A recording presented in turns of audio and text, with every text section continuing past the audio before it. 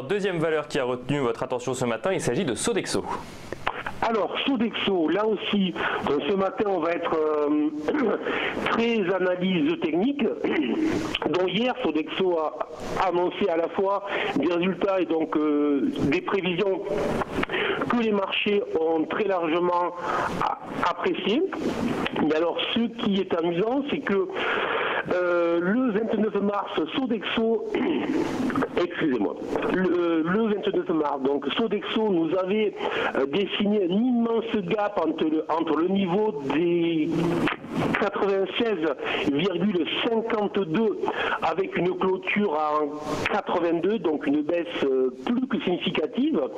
Depuis le mois de mars, il remontait doucement, tranquillement, mais sans jamais évidemment revenir à ce niveau-là.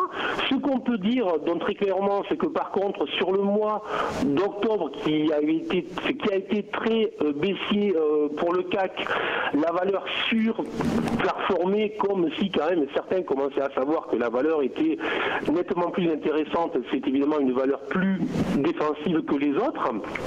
Et j'en viens à ce niveau technique. Donc le point bas du 28 mars, le bas de la veille de ce fameux gap baissier, le point bas était à 96,52. Et hier, les acheteurs sont allés chercher le niveau des 96,50. Autrement dit, ils se sont arrêtés 2 cents sous le point bas de ce gap. Donc le gap baissier n'a pas été refermé. Donc il faut considérer en analyse technique que les vendeurs ont pu reprendre la main en dépit du fait qu'hier Sodexo était la valeur la plus achetée.